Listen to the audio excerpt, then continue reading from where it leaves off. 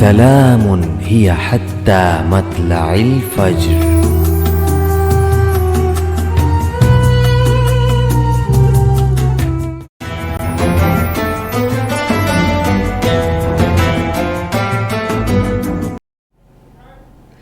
بسم اللہ الرحمن الرحیم. السلام علیکم ناظرین، میں آپ کی میزبان رمشا گل اپنے پروگرام فی شہر رمضان میں آپ سب کو خوش آمدید کہتی ہوں.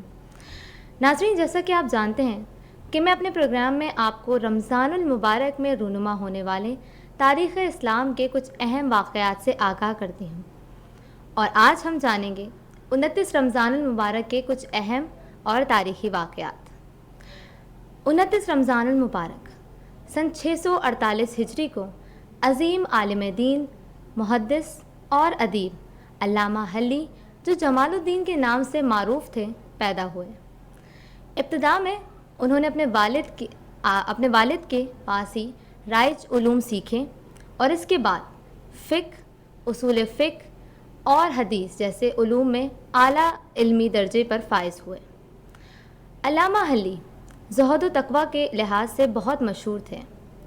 مختلف موضوعات پر ان کی 500 سے زائد تصانیف موجود ہیں، جن میں تذکرۃ الفقہ اور ارشاد الاذہان کی طرف خاص طور پر اشارہ کیا جا سکتا ہے. ناظرین، یہ تھے 29 رمضان المبارک میں رونما ہونے والے تاریخی واقعات. آپ سے ملاقات ہوگی اگلے پروگرام میں. تب تک کے لیے مجھے دیجیے اجازت. اللہ حافظ.